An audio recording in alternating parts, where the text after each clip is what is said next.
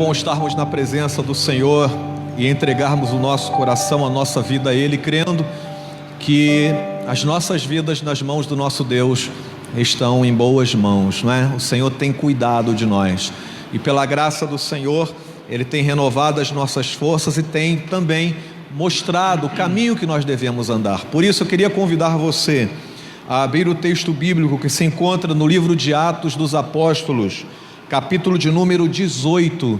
Nós vamos ler do verso de número 24 ao verso de número 28.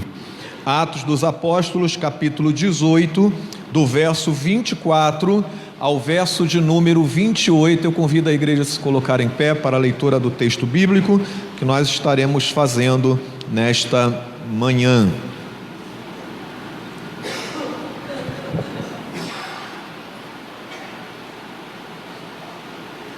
Amém?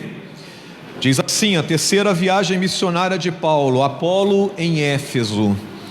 Neste meio tempo, chegou a Éfeso um judeu natural de Alexandria, chamado Apolo, homem eloquente e poderoso nas Escrituras. Era ele instruído no caminho do Senhor, e sendo fervoroso de espírito, falava e ensinava com precisão a respeito de Jesus, conhecendo apenas o batismo de João. Ele, pois, começou a falar ousadamente na sinagoga. Ouvindo-o, porém, Priscila e Áquila, tomaram-no consigo e com exatidão lhe expuseram o caminho de Deus. Querendo ele percorrer a Acaia, animaram-no os irmãos e escreveram aos discípulos para o receberem. Tendo chegado, auxiliou muito aqueles que mediante a graça haviam crido, porque com grande poder convencia publicamente os judeus, provando por meio das Escrituras que o Cristo é Jesus. Oremos. Pai, entregamos em Tuas mãos esse momento, aonde a Tua palavra será ministrada, e pedimos que Teu Espírito Santo nos conduza ao entendimento e a manifestação da Tua vontade. Nós oramos em nome de Jesus. Amém, Senhor. Amém. A igreja pode assentar, irmãos. Queridos, nesta breve meditação da manhã, queria falar sobre o testemunho cristão. Uma testemunha fala daquilo que ela ouviu, daquilo que ela viu e daquilo que ela sentiu. Quando uma testemunha é levada até um tribunal para poder ali servir como testemunha, ela está ali para confirmar algo ou negar algo que alguém tenha dito, sentido ou falado. E isso é algo que naturalmente é colocado em nossa cultura, e até mesmo eu e você entendemos o valor que uma testemunha tem. É importante que a gente tenha esse conceito de testemunha, porque todos aqueles que um dia tiveram um encontro pessoal com Jesus Cristo, eles se tornam testemunhas de Jesus. Em Atos capítulo 1, verso 8, Jesus fala sobre o poder que estaria na igreja com a manifestação do Espírito Santo para transformar pessoas em testemunhas daquilo que elas viram, ouviram e sentiram ao terem este contato com o Senhor Jesus. Nós vemos aqui nesse texto um homem poderoso em palavras e obras, um homem que é uma testemunha daquilo que as Escrituras manifestavam. E é interessante que quando você começa a observar a vida de Apolo, você enxerga algumas características que toda testemunha deve ter. E aqui no caso, uma testemunha das Escrituras Sagradas de Jesus Cristo. Você vê neste homem algumas características importantes. Por exemplo, a Bíblia diz que ele era eloquente. E a palavra eloquência tem a ver com uma facilidade de falar acerca de um determinado assunto sem nenhum tipo de timidez perante um público grande, e assim poder expor aquilo que ele tem de conhecimento. E é interessante que a Bíblia fala que este homem grego, ele tinha eloquência, ele tinha facilidade de falar acerca daquilo que o seu coração estava cheio. A Bíblia é cheia de instruções sobre isso. Ela fala que a boca fala do que o coração está cheio, e assim, a característica do cristão como testemunha é alguém que tenha vontade e facilidade de falar. Talvez você vire para mim e diga: pastor, mas eu não sou alguém que tenha muita facilidade de estar diante de uma congregação, diante de muitas pessoas, para poder falar. O que importa, irmãos, não é a quantidade de pessoas que estão diante de nós, mas o que nos importa é que quando nós temos a oportunidade de testemunhar do Evangelho de Jesus Cristo, nós devemos fazê-lo abrindo a nossa boca, falando daquilo que o nosso coração está cheio. E isso é algo tremendamente bom. Eu fico impressionado como algumas pessoas recebem algum tipo de benesse na sua vida material ou física, como por exemplo, ela vai no médico e ela recebe uma instrução sobre a cura de uma dor, de um reumatismo, ou alguma orientação financeira que deu certo na vida dela, e como ela consegue, a partir do momento que ela se beneficia com aquilo, tentar passar isso para outras pessoas. Quem nunca chegou a ouvir falar o seguinte: toma esse remédio aqui que fez bom para mim e vai fazer bem para você também. Talvez, e é melhor que você não faça isso, porque cada remédio, tem uma característica dependendo da pessoa. Mas o que eu quero enfatizar aqui é como as pessoas têm uma facilidade de querer beneficiar outras pessoas com alguma coisa que fez bem para ela. E assim, na parte financeira também: olha, eu fiz isso, fiz uma aplicação em tal lugar, deixei de fazer isto, e se você fizer isto, você vai se dar bem também. Isso é uma característica de alguém que gostaria de passar algo que fez bem para ela. E quando nós entramos em contato com esse texto, nós vemos a característica de Apolo, de um homem eloquente, que a Bíblia fala, irmãos, aqui no texto do verso de número 24, que ele era eloquente e poderoso nas Escrituras. Isso nos dá a entender que era um homem de uma educação refinada, porque se era poderoso nas Escrituras, tinha acesso ao Antigo Testamento, tinha acesso ao hebraico, apesar de ser grego. Um homem que era estudioso das Escrituras e por isso sabia falar com grande precisão acerca daquilo que a Bíblia falava acerca de Jesus Cristo. A característica da testemunha de Jesus não é apenas a eloquência, mas é o conhecimento. E aqui, irmãos, não é apenas o conhecimento da letra, porque o texto fala no verso de número 25 que ele era instruído no caminho do Senhor. Não apenas conhecia as Escrituras, mas instruídos no caminho do Senhor. Ou seja, além de conhecer as letras, também dá aqui um sinal de alguém que tinha um relacionamento com Deus. Um homem piedoso, um homem que tinha uma fé naquilo que ele defendia e naquilo que ele ensinava, e aliado assim, irmãos, a teoria à prática, aquilo beneficiava os ouvintes dos ensinamentos que Apolo estava passando. Isso é muito importante a gente entender como testemunha do Senhor Jesus. Nós precisamos conhecer aquele na qual nós estamos falando. E é muito importante que você abra as Escrituras Sagradas, que você aprenda acerca daquilo que Jesus fez e ensinou, para que você tenha facilidade de expor isto para aqueles que não conhecem o testemunho cristão.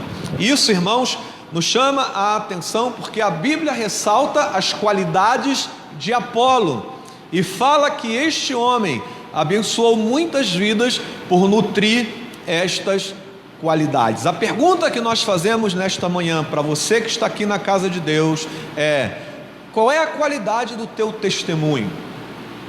Você tem sido eloquente ao expor as Escrituras nos teus relacionamentos? Você tem sido uma testemunha daquilo que Jesus fez, daquilo que Jesus ensinou? Irmãos, testemunhar de Jesus não é falar da igreja, não é falar que tem um grupo de louvor bom, que tem um coral que canta bem, que tem um pregador que fala desta forma, que tem um professor que ensina daquela maneira, que na igreja você vai encontrar muitos amigos. Tudo isto pode ser verdade, mas isto não faz parte do testemunho cristão. O testemunho cristão é falar e viver os ensinamentos das Escrituras no seu dia a dia, e nisso Apolo foi muito bem sucedido. Agora, o texto fala não apenas das virtudes de Apolo, mas fala também dos seus defeitos e das suas limitações, porque se você acompanhar o texto bíblico, no verso de número 25, a Bíblia fala que ele ensinava com precisão a respeito de Jesus, conhecendo apenas o quê? O batismo de João.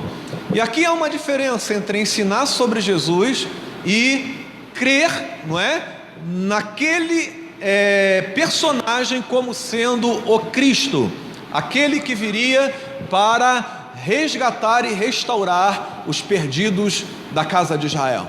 É importante que aqui nós possamos entender que quando a Bíblia fala sobre o batismo de João, era uma prática comum no tempo, não é, de João, que pessoas fossem batizadas como símbolo de arrependimento, ou seja, não faça mais isto, porque eticamente isto é errado, isto não está de acordo com os princípios, não é, da religião. Então, muitos eram batizados e batizavam no batismo de João, mas não era aquele batismo que as pessoas confessavam Jesus como sendo Senhor e Salvador da sua vida e se tornavam nova criatura e testemunhas deste novo caminhar com Deus.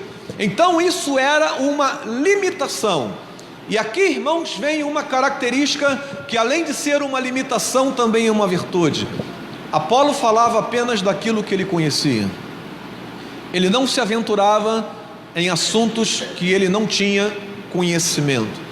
E é muito importante para nós a gente entender isto, porque às vezes a gente quer falar de coisas que nós não dominamos, de assuntos que não fazem parte da nossa gama de conhecimento, e nós, ao invés de ajudarmos as pessoas a entenderem a palavra do Senhor, acabamos atrapalhando.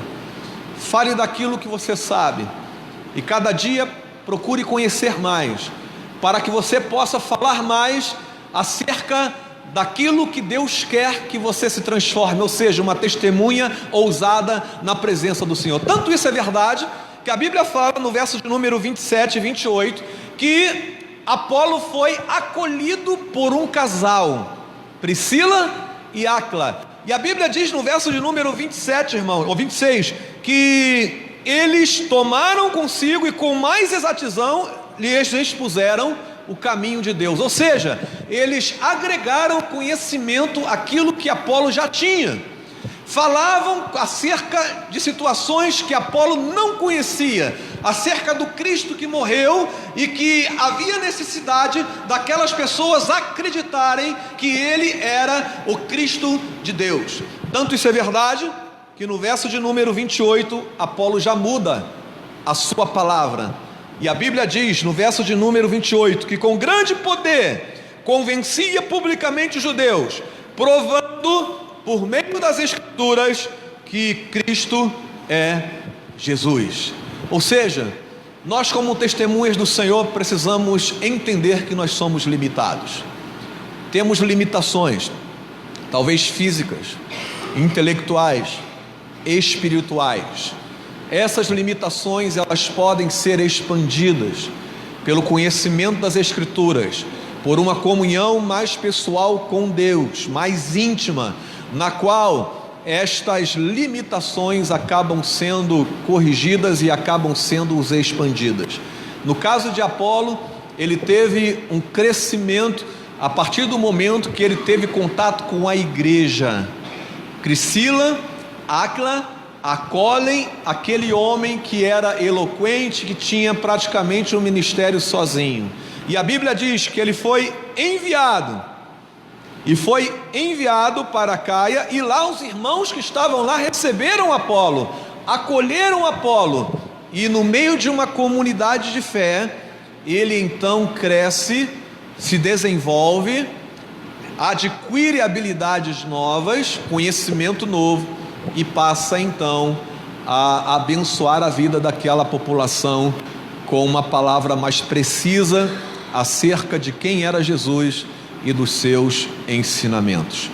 Todos nós temos condições de dar um testemunho acerca de Jesus. Alguém que levanta a mão agora, nesse momento, e aceita Jesus como Senhor e Salvador da sua vida, já tem condições de sair daqui e falar sobre o que Deus fez na sua vida. É claro que ele não vai ter condições de falar da mesma forma que você, que já tem anos na presença do Senhor, mas na medida do conhecimento dele, ele vai passar estas informações para aquelas pessoas. Lembram do cego que Jesus curou? Ele cura um cego, os religiosos da época ficam revoltados com aquilo, começam a questionar o cego: olha, quem é que fez isso? Como é que isso aconteceu? E ele diz: olha, quem sei eu não sei, mas eu só sei o seguinte: eu era cego e agora eu vejo. Naquilo que ele sabia, ele passou a testemunhar. E essa é uma característica interessante, irmãos. Todos nós somos testemunhas. Na medida do nosso conhecimento, todos nós somos testemunhas. E no convívio com o povo de Deus, fortalecidos, instruídos, nós agregamos esse conhecimento e também a autoridade que vem do alto, para que possamos cada vez mais, com mais precisão, ensinar a respeito de Jesus Cristo e dos seus ensinamentos. Amém? Por último, o que eu quero enfatizar aqui é o valor do acolhimento de um homem que sozinho estava ministrando, e ele é recebido por um casal e inserido dentro do corpo de Cristo, para que assim possa desenvolver o seu ministério. E eu quero novamente enfatizar para a igreja que não há na igreja de Cristo um ministério solo. As pessoas não podem sair por aí sozinhas, não é? Falando acerca de Deus, sem que haja uma comunhão com o corpo de Cristo. Isso é necessário para que haja o acompanhamento de todo o ministério que se fala em nome de Deus. É por isso que no verso de número 26 a Bíblia diz que, ouvindo-o, porém, Priscila e Áquila tomaram-no consigo e com mais exatidão lhe expuseram o caminho de Deus. Verso 27, querendo ele percorrer a Caia, animaram-no os irmãos e escreveram aos discípulos para o receberem. Tendo chegado, auxiliou muito aqueles que mediante a graça haviam crido. Como é importante que ministérios sejam desenvolvidos em consonância com a igreja de Cristo. Até mesmo um missionário que está no campo, isolado, não está sozinho, porque ele está junto com uma igreja que ora, que contribui e que está junto com ele, para que este ministério seja animado, seja instruído, seja acompanhado e seja assim alvo da graça de Deus na vida daqueles que estão no campo. A igreja do Senhor precisa aprender a acolher pessoas, mas acolher também ministérios. Tem gente que entra na igreja, que fazia muitas coisas lá fora, até mesmo no meio secular, mas quando entra na igreja se torna tímida.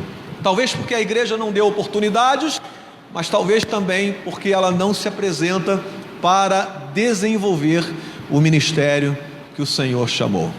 Tem um colega que fazia um trabalho com pessoas de rua no período que ele era espírita kardecista.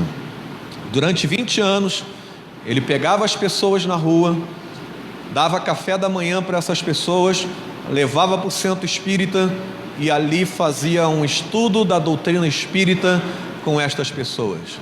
E durante muito tempo nós oramos por ele, e ele se converteu. E a partir do momento que ele entrou na igreja, qual era o ministério dele? Trabalhar com moradores de rua. No primeiro momento que ele entrou, ele pegava as pessoas, dava café da manhã, pegava uma Kombi, e ainda pega, e leva as pessoas para a igreja, e ali as pessoas ouvem a palavra do Senhor, tomam um banho, e ele então faz um projeto que hoje é chamado de Trilho da Bondade, onde tem várias etapas, e a intenção é reinserir essas pessoas no meio da sociedade. Mas o que eu quero enfatizar aqui é que o pastor dele chamou a atenção da igreja, porque falou assim: irmãos, esse irmão chegou agora, e já chegou trabalhando, e não pensem vocês que ele começou esse trabalho agora, não. Ele já tinha esse trabalho sendo feito antes, mas agora o alvo é a glória de Deus. E aí, irmãos, essa é a característica que eu vejo para que o ministério de Apolo fosse tão abençoador. Existia uma igreja que acolhia esse ministério, existiam pessoas que animavam, gente que escreveu para outros discípulos falando: olha, recebe Apolo porque ele é bênção. E quando Apolo chega em outro lugar, ele é recebido, ele é acolhido, e isso faz com que a vida daquele homem seja a bênção na comunidade aonde ele estava. Eu cito esse colega meu como exemplo porque hoje ele leva 2 vans para a igreja, e a igreja fica espantada, irmãos. Imagina o que é, o culto começou e você chega com 20 moradores de rua entrando no meio da igreja e pedindo para eles sentarem assim. A igreja não está acostumada com isso, as pessoas ficam espantadas, alguns até o acusam de querer aparecer. Mas a verdade é que em situações como essa, o que a gente percebe é que quando há a acolhida não apenas da pessoa, mas dos ministérios que elas desenvolvem, a obra de Deus se faz, o nome do Senhor é glorificado e a tua vida é edificada, porque você está no lugar aonde Deus te colocou para fazer aquilo que Deus pediu para você fazer. Eu termino esta palavra dizendo que a testemunha de Jesus, ela está aqui neste lugar. Todos nós somos chamados a testemunhar. Por isso, reconheça que você tem sim habilidades que talvez outras pessoas não tenham. Use essas habilidades para a glória de Deus.